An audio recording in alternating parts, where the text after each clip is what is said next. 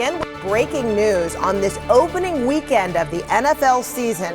One of the fastest men and high-profile players in the NFL is now on the field playing after he was pulled over by police and what's being called briefly detained this morning. A video showing officers putting Miami Dolphins wide receiver Tyreek Hill on the ground in handcuffs just steps away from the Hard Rock Stadium where he was heading to play in the team's home opener. The team says Hill was pulled over for a reported traffic incident. CNN's Don Riddell is here with more.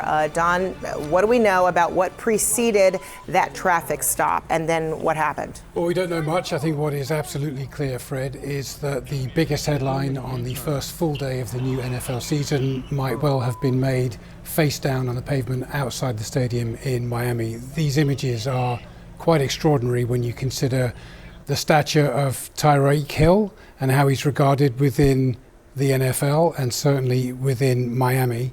We understand from his agent that he was involved in a police stop. And let's just hear from the agent, Drew Rosenhaus, about what actually happened. Apparently got a ticket for moving violation entering the stadium. How things escalated into the situation that they were in handcuffs and being held on the ground with police is mind-boggling to me. I'm deeply concerned by that, very troubled. We will be looking into it. We will be investigating this. We will look out for Tyreek. I don't get it. And you know me, I'm an advocate for police. I think that police are some of the most unappreciated servants of the public because their salaries are paid by the taxpayers. I haven't had any problems with Miami police, and I've lived down there for an extended period of time. I often visit down there. And I also know that each individual police officer is its own entity, meaning that we got to evaluate the officers themselves and not the entire organization. With that being said, unless he was being completely non-compliant, unless he had a suspended license or he was threatening the police or something in which we do have to reserve judgment in its entirety. I mean, we can assume, and that's what we're doing right here, but we're going to play out every single scenario and then justify whether or not he should have been face down and laid down on his way into the game. Now, remember, I'm going to default and say that the police officers were being overbearing, too aggressive, and you have to use your context clues.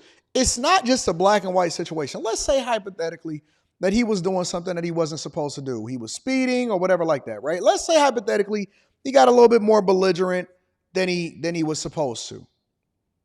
Does that constitute him being pulled out of the car and then handcuffed because your ego is bruised? Also, reading the room means that, okay, you know what? I realize this is Tyreek Hill. He's not really causing a disturbance or a nuisance. He may have been speeding. Who knows? It was a traffic infraction. More than likely, it was probably them looking at his car and realizing that he was who he was, or they wanted to see who it was. And so they was being nosy and they slowed him down from what he was doing, and then it escalated into something that was a little bit more aggressive. But I am not making sense of this thing in that I can justify them actually pulling him out of his car and putting him on the ground and handcuffing him.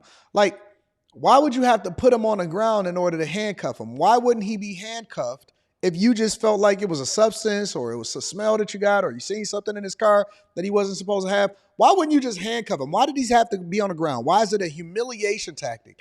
And that's the problem that a lot of people have, which I don't believe, and it's hard to be able to advocate against doing stuff that people are talking about, because when there's one person, you got to remember there's tens of thousands and probably over 100,000 police officers throughout the United States of America that serve in different municipalities. And then you start to go into the other branches of it, like the state police, and then you go into the federal government and all of that stuff. So you can't just say, oh, okay, well, all police is bad. And that's the part that I hate about it.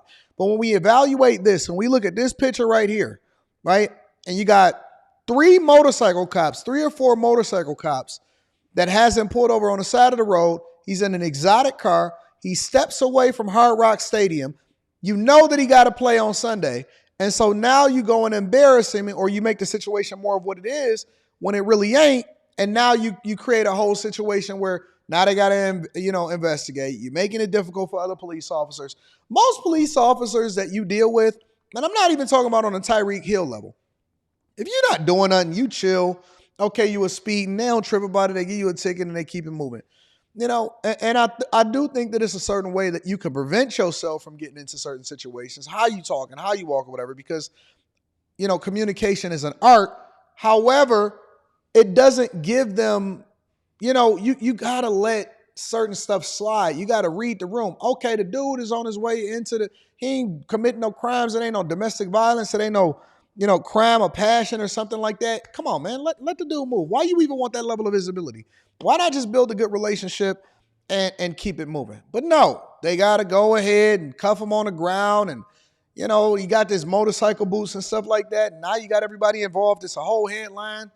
It's dumb. Even if you could do it, why would you do it? To make a scene. So Rosenhaus, the agent, Fred, saying that his client was rattled, physically okay, but mentally distraught. And he really wanted to focus on the game, which Hill is currently playing in against Jacksonville right now. He's made caught 3 passes in the game so far. But clearly this story is just exploding. Within the last few minutes, Miami-Dade Police Department have released a statement. This is what they have to say. We are aware of the recent detainment of Miami Dolphins player Tyreek Hill by Miami-Dade Police Department officers. This is the director of the agency speaking. I have requested an immediate review of all details surrounding the incident, and we are also reviewing available body camera footage. We will provide updates as further information becomes available. They might, in the addition of body camera footage, might want to look at some of the passerby video footage, which we have already shown you one clip. I've seen another clip which we haven't yet cleared for broadcast, which appears to show a police officer. Now he got heat on him for no reason, and he got to do a review, which I'm sure that he's gonna be okay. But regardless, why even bring this level of visibility to yourself? King Tyreek Hill. While he's on the ground. About the police he officer. was not on the ground at that point, but he appeared to be in handcuffs. Sure, we'll get the body. This is a man who won the Super Bowl a few years ago with the Kansas City Chiefs. He was just beginning his 3rd season with the Miami Dolphins.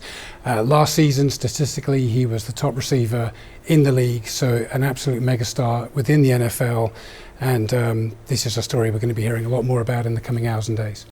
Again, I don't know why the police department or this police officer want to pull this level of visibility.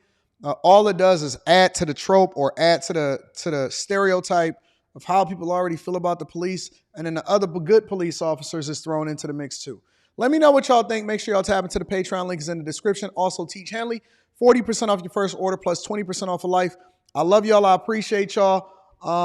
Yeah, man, we're going to have a conversation. Y'all let me know what y'all think inside of the comments.